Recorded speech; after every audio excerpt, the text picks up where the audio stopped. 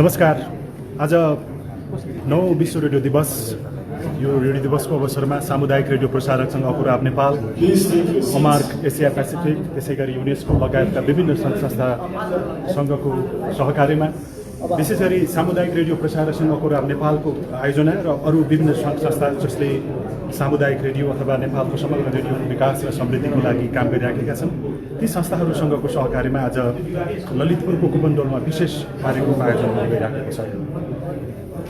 9 विश्व रेडियो दिवसको यसपालिको नारा रेडियो र विविधता तय गरिएको छ र त्यस नारा अन्तर्गत रहेर विभिन्न प्रकारका प्यानल डिस्कसन, विषयगत छलफलको लागि पनि आज हामी विशेष तयारी गर्दैछौँ र आजको यो कार्यक्रममा पूर्व प्रधानमन्त्री र विशेष गरी नेपालमा एफएम रेडियोको विकास र यसको अनुमति दिने सन्दर्भमा जसरी उदारताका साथ प्रधानमन्त्री झलनाथ खनालले भूमिका निर्वाह गर्नुभयो र उहाँलाई आजको यो कार्यक्रमको प्रमुख अतिथि बनाइएको छ र नेपालमा रेडियोको सन्दर्भमा विविधताको विषय कतिको स्थान पाइराखेको छ र आगामी दिनमा सच्याउनु पर्ने विषयहरू के हुन सक्छन् भन्ने बारेमा छलफल र बहस पनि आजको विशेष सत्रहरूमा हामी छलफल गर्नेछौँ। अबको केही बेरमा हामी यो कार्यक्रमलाई औपचारिक रूपमा अगाडि बढाउन लागिराखेका छौँ र विभिन्न व्यक्तित्वहरू यहाँ आउने क्रम चलिराखेको छ। योसँग सम्बन्धित विभिन्न सङ्घ संस्थाका प्रतिनिधिहरू, त्यसै गरी रेडियोलाई नजिकबाट निहालिरहेका विभिन्न गैर सरकारी संस्थाका प्रतिनिधिहरू पनि यहाँ उपस्थित हुनुहुन्छ र औपचारिक कार्यक्रम अब सुरु भइसकेको छ। आजका प्रमुख अतिथि पूर्व प्रधानमन्त्री तथा पूर्व सञ्चार मन्त्री समेत रहनुभएका झलनाथ खनाल भाषण गरिसक्नु भएको छ। त्यसै गरी राष्ट्रिय मानवाधिकार अध्यक्ष अनुप्रास शर्मा पनि आजको कार्यक्रममा सहभागी हुनुहुन्छ भने अरू विभिन्न राजनैतिक दलका प्रतिनिधिहरू पनि हुनुहुन्छ। नेपाली काङ्ग्रेसको तर्फबाट जसरी पछिल्लो समयमा जोडतोडका साथ संसदमा पनि हामी उहाँको विचार सुनिराखेका छौँ कि सचेतक पुष्पा भुषाल लगायतका अरू यहाँ जति पनि अतिथिमान हुनुहुन्छ उहाँ आइसक्नु भएको छ। Association of Community Radio Broadcasters here in Nepal, and they are extremely active and a faithful partner of UNESCO since so many years, and they have also been lead in organizing this event today. And the global theme of World Radio Day, which has been given by UNESCO worldwide, is radio and diversity. So this means that radio is the best means for to ensure diversity, which is social, which can be ethnical, gender-based, geographical, or religious, and more diversity. So indeed, radio remains here in Nepal the most widely consumed information medium. Actually, radio reaches 95% of all Nepali, and they use radio here in Nepal. This is much more than internet. Internet has only reached 70% of the population here in Nepal, and radio has the ability to shape the diversity of the society here. It is a unique arena for all voices to speak, to be represented, and to be heard. And the radio broadcasters here in Nepal have done an excellent job to ensure that correct and timely information is reaching the people in the most remote areas. And this is also one of the priorities of the United Nations, to reach the difficult to reach. And there, radio is really instrumental. And because these people very often have no access to newspapers, to the internet, or to television. And with the globalization and the technical advancement, which is really going faster and faster in our society, the media landscape is changing extremely quickly. So we do not know what will be the media used by the people in 3 or in 10 or in 20 years.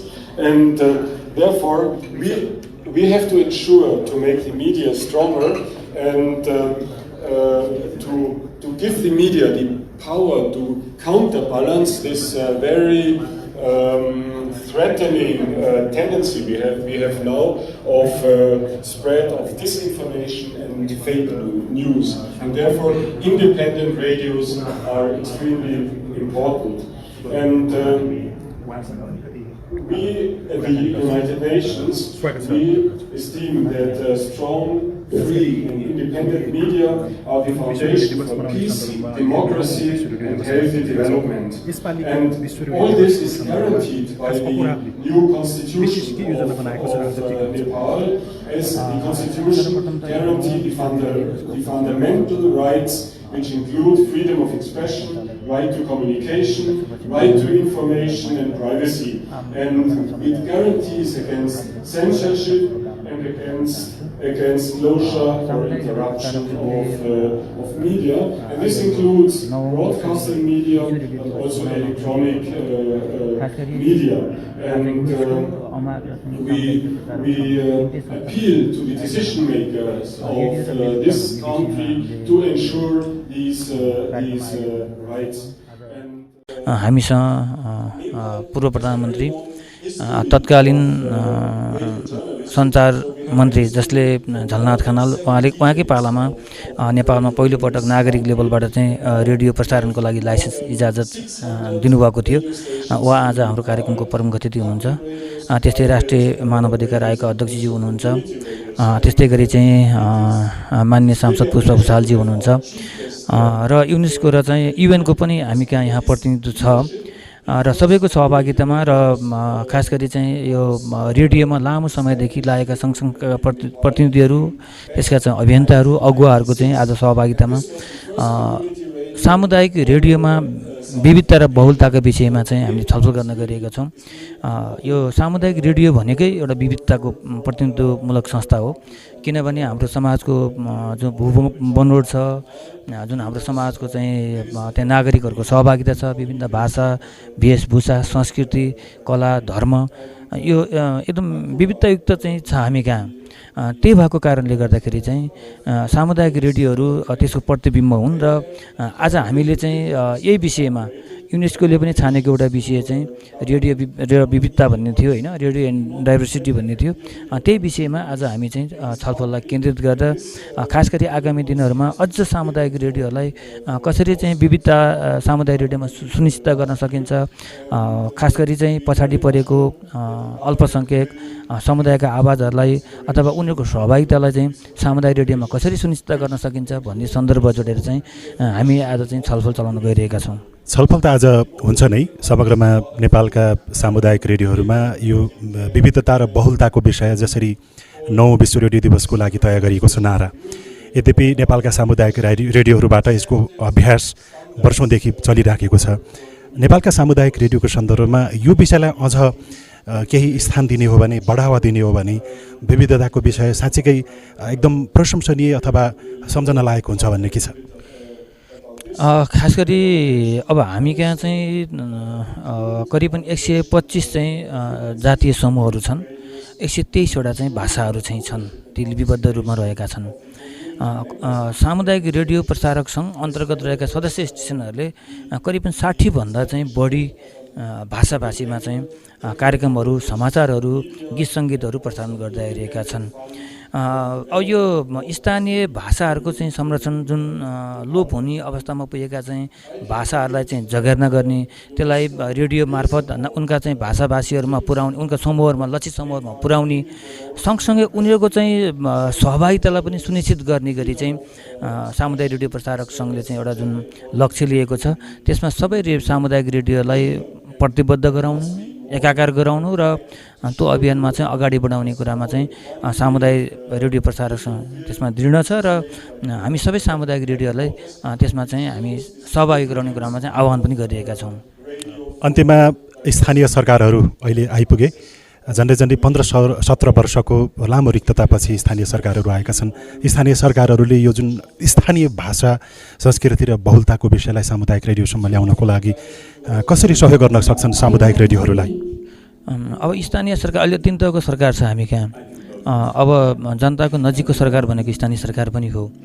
उसले चाहिँ आफ्नो क्षेत्र आफ्नो चाहिँ भूगोलभित्रको चाहिँ त्यहाँ नागरिकहरूको चाहिँ सहभागिता र चाहिँ उनीहरूको चाहिँ भाषा संस्कृति त्यसको चाहिँ संरक्षण गर्ने सन्दर्भमा चाहिँ स्थानीय सरकारको महत्त्वपूर्ण भूमिका रहन्छ। मलाई लाग्छ स्थानीय सरकारहरूलाई पनि त्यो बाटोमा चाहिँ अग्रसर गराउने कुरामा चाहिँ सामुदायिक रेडियोहरू दृढ छन् र त्यो बाटोमा हामीले चाहिँ जसरी निरन्तर रूपमा एउटा समुदायमा पछाडि परेको पिछडिएको वर्गको चाहिँ आवाजहरूलाई हामीले बुलन्द गरिरहेका छौँ। त्यो बाटोमा हामी निरन्तर गर्दै गयौँ भने चाहिँ त्यो बाटोमा हामी सफल हुन्छौँ भन्ने नै हो। धेरै धन्यवाद। सामुदायिक रेडियो प्रसारक सङ्घ कुराप नेपालका महासचिव गोविन्द देवकोटाजी हुनुहुन्थ्यो र यो आजको विश्व रेडियो दिवस 9औं विश्व रेडियो दिवसको अवसर पारेर आयोजित विशेष समारोहको औपचारिक कार्यक्रम यहाँबाट सुरु भइसकेको छ र औपचारिक कार्यक्रम सुरु भएर पनि केही सामग्रीहरू सामुदायिक रेडियो अथवा समग्रमा रेडियोमा विविधताको विषयमा कसरी अगाडि बढ्न सकिन्छ भन्ने बारेमा तयार पारिएका केही अडियो भिडियो सामग्रीहरू प्रदर्शनको कार्य पनि चलिराखेको छ र केही बेरमा आजको यो औपचारिक कार्यक्रमलाई अगाडि बढाउनको लागि यहाँ तयारी भइराखेको जस्तो देखिन्छ। देशभरिमा रहेका सामुदायिक रेडियोहरूबाट यो विविधता र बहुलताको विषय पहिलेदेखि नै अभ्यासमा छ र संयोगवश आज 9औं विश्व रेडियो दिवसको नारा पनि रेडियो र विविधता भन्ने तय गरिएको छ। 9औं विश्व रेडियो दिवसको अवसरमा म समस्त 3 प्रकृतिका रेडियो सञ्चालनको हिसाबले 3 प्रकृतिका रेडियोहरू सञ्चालनमा छन्। एउटा सार्वजनिक सेवा प्रसारण, सामुदायिक प्रसारण र निजी क्षेत्रले सञ्चालन गरेको व्यापारिक प्रसारण, 3टा प्रसारण क्षेत्रहरू छन् र यो तीनवटै प्रसारण क्षेत्रलाई आज विश्व रेडियो दिवसको अवसरमा म सामुदायिक रेडियो प्रसारक सङ्घको तर्फबाट हार्दिक शुभकामना व्यक्त गर्न चाहन्छु। यो वर्ष एउटा संयोगको वर्ष पनि छ। हामी 9औं विश्व रेडियो दिवस मनाइरहँदाखेरि विश्वमा रेडियो प्रसारण प्रारम्भ भएको हामी 100औं वर्षमा प्रवेश गरेका छौँ। 1920 जतिखेर पहिलो विश्वयुद्धको समाप्ति भयो, त्यो सँगसँगै रेडियो प्रसारण औपचारिक रूपमा सुरुवात भयो र रेडियो यस्तो प्रविधि थियो जतिखेर सूचना र समाचारको निम्ति पत्र पत्रिकामा भर पर्नुपर्ने, समाचार पत्रमा भर पर्नुपर्ने अवस्थाबाट रेडियोको प्रसारण एउटा सञ्चार क्षेत्रकै निम्ति एउटा आकर्षक र एउटा चमत्कारिक चाहिँ विकास पनि थियो। यद्यपि त्यस पछाडिको तपाईँले विकास क्रमलाई हेर्नुभयो भने 1950 पछाडि टेलिभिजनको विकास भयो, प्रसारणको अर्को एउटा सशक्त माध्यम आयो। 1920 मा रेडियो सुरुवात हुँदाखेरि पत्रिकालाई एउटा ठुलो चुनौती थियो। यद्यपि पत्रिकाको आफ्नो एउटा चाहिँ विशेषता छ। 1950 पछाडि टेलिभिजन आयो। टेलिभिजनले रेडियोलाई विस्थापित गर्छ कि भन्ने त्यतिखेरको चर्चा परिचर्चा भयो। यद्यपि टेलिभिजन आफ्नो मार्गमा अगाडि बढ्यो र अहिले पत्रिका, रेडियो, टेलिभिजनसँगै अनलाइनले फेरि यो 3टै माध्यमलाई चुनौती थपिरहेको संहारमा एउटा मोडमा हामी आइपुगेका छौँ। यो अवसरमा हामी विश्व रेडियो दिवस मनाइरहेका छौँ र यो अवसरमा नेपालको अति विकट ठाउँमा नागरिकले सूचनाको अरू विकल्पहरू नपाइरहेको ठाउँमा, नागरिक साक्षर नभएको ठाउँमा रेडियोको प्रसारण पुगेको छ। त्यसमा हामी गौरव गर्ने अवस्थामा छौँ। म तपाईँहरूलाई जानकारी गराउँ कि नेपालको पोलिसीले, नेपालको नीतिले अहिलेसम्म यो 3टा प्रकृतिको प्रसारणहरूलाई प्रष्ट व्याख्या गरेको छैन। यद्यपि आम संसार नीति 2072ले केही प्रयास गरेको छ। सार्वजनिक सेवा प्रसारण, सामुदायिक प्रसारण र निजी प्रसारणलाई केही प्रयत्न गरेको छ र अब आउने आम संसार ऐनले यसलाई सुव्यवस्थित ढङ्गबाट अगाडि ल्याउँछ भन्ने हामीलाई विश्वास